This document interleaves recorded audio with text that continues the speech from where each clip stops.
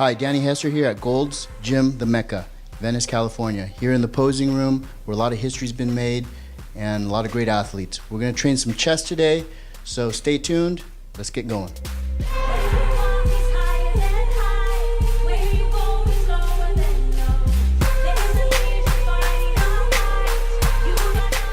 So I love competing, but I don't like a lot of the politics and, not necessarily when I say politics as far as what you place, because to me it was fine. If I got on stage and I got to pose, hey, for me it's about being the people's champ because, like I was saying, to be honest, if I would have won and got my pro card early, I would have been done, It would have been hard to compete against unless I wanted to step it up to that level, and it wasn't about that for me. And I was fortunate enough to have really substantial contracts with big companies early on in my career to stay aesthetic. I mean, that was my niche, that was my marketability. So, and it inspired, there's in this industry, you're either an aesthetic physique, which inspires people, or you're a mass monster, and they both inspire people. Because I know the aesthetic part inspires me, and the mass monsters also inspire me. So you need both,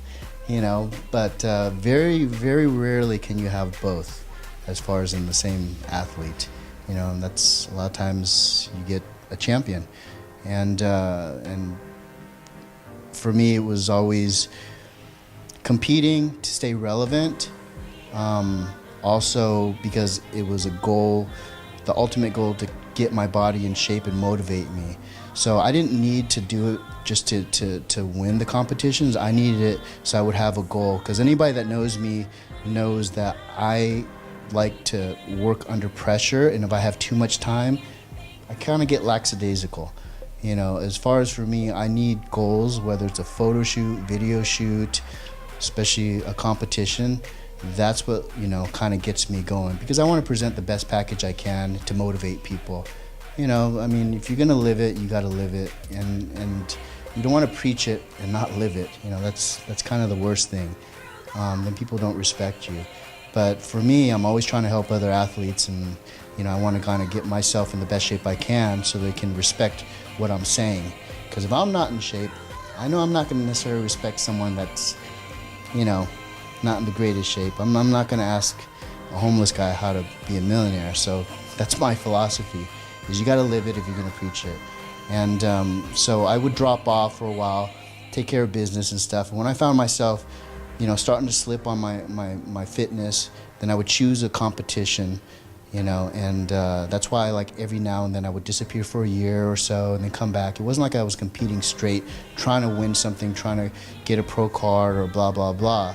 It was me about just keeping my fitness up, and I think everyone should try to compete, because that is the ultimate, I guess, struggle to get yourself in the best physical shape you can. And that's what these guys don't realize. If you kick ass and you work your ass off and you don't place well, man, you already won. Do photo shoots, enjoy it. Go around with your shirt off as much as you can, even in church. You know what I mean? Because you already won, man. You're in the top percentage. The normal civilian does not get in that kind of shape. So, there's going to be so many other shows. Just keep pushing. Your time is going to come. Mine did.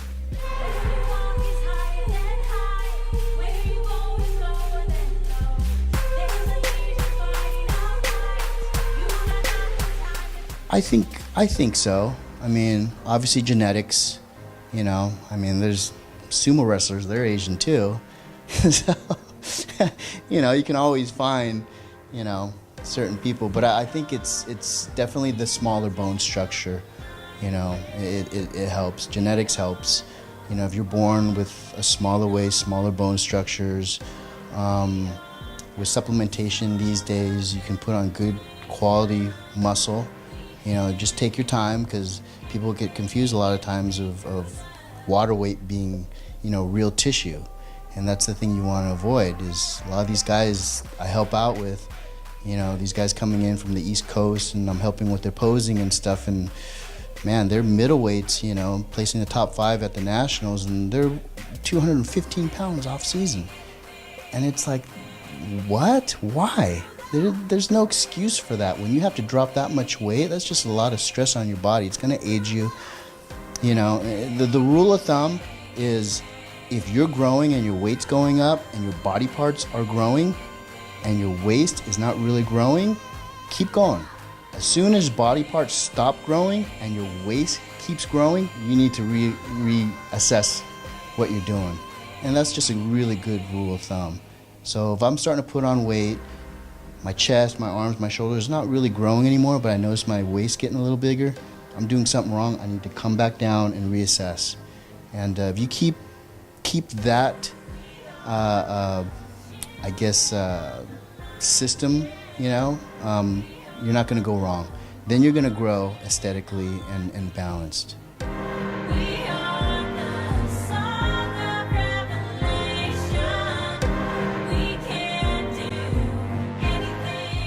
Yeah, so, you know, also being in California, Hollywood, Los Angeles, and being in shape, you know, like I always say, that's my business card. And I've been fortunate enough to work with a lot of celebrities. I think one of my first celebrities I started training for a movie was in 1992. That was Charlie Sheen. He was one of my first clients. And I was actually working, doing roofing in his dad's house in Malibu. A friend of mine owned a roofing company. And early in the morning, I would have to say like 5 in the morning when the sun was coming up, we'd be on the roof. And Charlie would come home sometimes from partying, like at 4 or 5 in the morning, you know. And I used to see him park and just watch us there, you know, as he was, who knows what he was doing in the car, but I can kind of see him. And he was watching us. And my friend was in martial arts. You know, he was doing katas and stuff, just messing around up there, and I was hitting poses because the sun was coming. It was really cool. And actually later on that day, he came up and started talking to us, and he was getting ready for a movie, and he saw we were in shape and everything, and it really inspired him to hopefully put away whatever he was doing in the car and coming home at 4:30 in the morning. And actually he did, you know, and that's the thing, is I work with a lot of celebrities, and, you know, Mickey Rourke, Jean-Claude Van Damme, and fortunate enough to be close to their prime when I was training them. You know, it was really interesting to see how they've been so on top, and, you know, just their history of their career, and, you know, kind of not doing as well, and turning to fitness. You know, fitness is so important. It really taught me that no matter what's going on in life, you could be at the top of the world or you could be broke as a joke, but if you got your fitness on, you're always going to have that confidence. You know, that's something really no one can take away from you, something that you have control of. And it's a really good feeling. And I think a lot of these guys, if it wasn't for their fitness, they'd be in rehab a lot more, or they'd be dead, to be honest. So it's very important, and I was very blessed to actually be able to be part of that and motivate them, kind of like how they motivated me with their, you know, with their talents.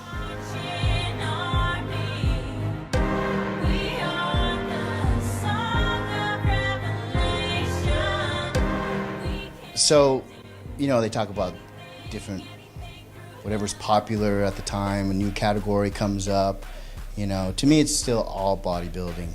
And the classic, even more so than the men's physique, it really is truly bodybuilding, because you actually pose, you know, same criteria, you have to be in condition. They just take in consideration more like it's supposed to be, you know, which I think a lot of the judges kind of forget about because they get caught up in the hype. Because it's supposed to be about presentation, conditioning, and balance. Most importantly, balance. Like I said, there's two sides, you know, to fitness, to bodybuilding. There's the symmetry, the aesthetic part, the beauty of it, and there's the mass monsters, just raw power, and they're both motivating, and they're both needed in the sport to inspire people, no matter what you are. You know, the biggest guys in the world, the strongest guys in the world, they want to be symmetrical. That inspires them. You would think it'd be another powerful guy, but it's actually the symmetrical guys that I used to get compliments from the big guys, going, man, I would love to be like that, and this and that. And then also the other guys that are symmetry and balanced like me, sometimes we want to be big. We're kind of sick of being, you know, the pretty boy and aesthetic and this and that. We want to get some raw mass and power. So, you know, we both inspire each other. And that's the thing with the division like Classic, it's not going to overtake anything. It's not going to overtake 212s or the opens. It's just all going to mesh together, and they're going to get that balance. Like I was saying, both worlds will meet, and they'll respect the placing and as far as the judging and appreciation for all of it equally. And that's how it's supposed to be. Some guy could be super huge, some guy could be more balanced. You got to pick which one is the best in between. It might not be this guy or this guy, it might be this guy.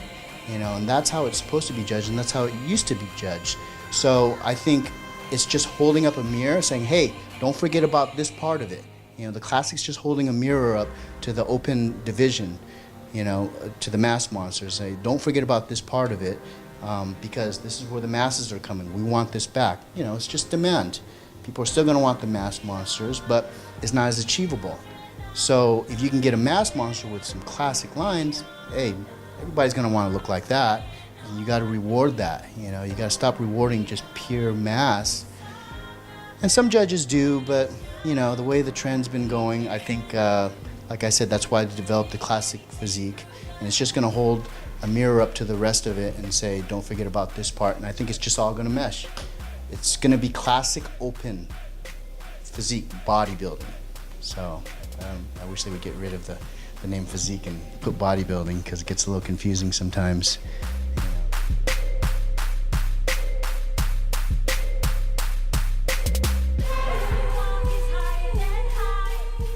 I think the civilians is what I call people that are just getting into fitness. I think you got to go through boot camp first, then pay your dues a little bit, and then live the lifestyle and have some gains and do at least one show. Then you're not considered a civilian in my standards. So I think the civilians that want to get in it, and just look at all the stuff in social media and get inspired to pick up weights and get fit. I think they want to get something that's achievable. Like when I was growing up, for me, fitness was about, individual sports. I didn't like team sports. I was box, martial arts, breakdance, just all that stuff that was an individual, that you had control of. It wasn't a team. And I used to look at Bruce Lee, obviously for his talents as a martial artist, but also his energy that he put out through his physical, presence. And that's really what got my attention with that, the physical presence, the charisma and the energy, the aura you put out, being in shape. And he was in shape, man. And as I got a little bit older, got a little bit thicker, I took his poster down and put, Arnold's up. And so I think there's going to be a gradual transition, as far as people getting into the fitness industry, and it will help.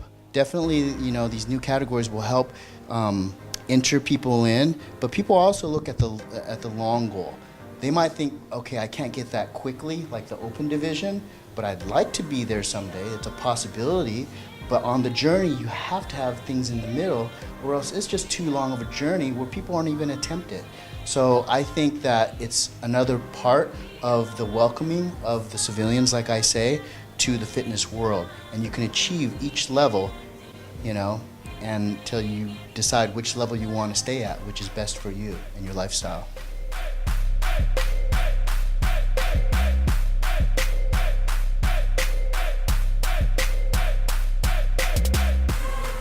I think the weight limits, it's okay to come up. Everybody's got a little bit different bone structure. For me, it's fine with me. I don't mind the extra weight. I would like to see the weight go up, not necessarily for me so much, but a lot of the guys with maybe bigger bone structures or just longer limbs, because I would like to see a taller guy, a guy with bigger bone structure, have enough of the weight allowance so he can get the round muscle bellies. Weight not necessarily is not a determiner of who wins or loses. I want it to be a fair playing field. So to a certain degree, being a little bit lighter like it is now, it's a great introduction, but I have to admit it's possibly to my benefit, because I do have small bone structures. I'm not a real tall guy. So, and I don't need a whole lot of weight to look round. You know, I was blessed that way. But I see a lot of potential in a lot of great athletes that can use some more weight. And I've been in it long enough where I see their progress, and it's gonna come to a point where it's gonna be really hard, if not unhealthy, for them to get that weight to make, you know, that ratio that they offer. And so for me, go ahead and give some more weight. I mean, we all know what's ridiculous, what's unnaturally attainable, you know, and you have to respect that. You can't have a guy my height weighing, you know, 240 pounds. It's just crazy. It's not healthy. But some guy that's 6 foot, 5'10", shoot, give him 210. You know what I mean? 220. That's fine. Because looking back in the old days, well, it's the old days, maybe like the 80s and 90s, they posted all the time. They play the video here of the old school guys like Gary Stridham and those guys. They didn't weigh that much, and they were beautiful physiques, man. You know, Gary Stridham, I think, was like 6 foot, if not taller, and he weighed 229. He looked massive, unbelievable. A lot of these guys, Rich Gaspare could do the 212 division. He looked way bigger than that. You know, that's the thing. So it's all about an illusion, but you have to have a weight limit.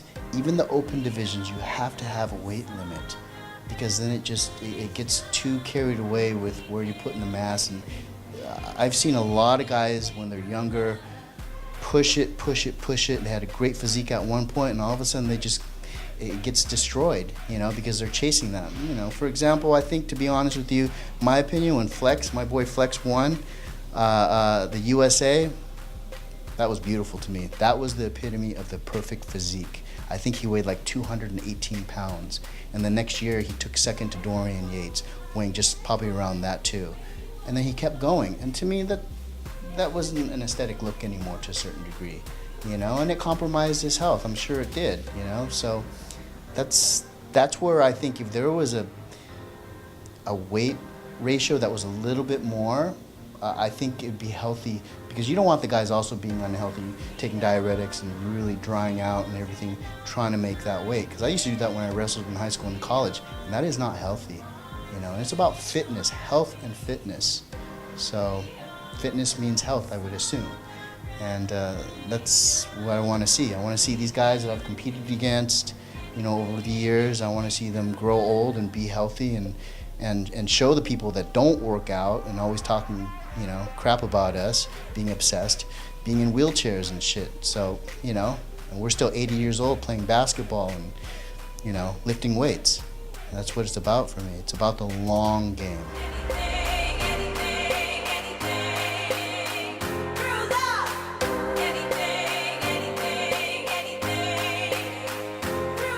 Thanks for joining us at MD. Hope you loved the videos.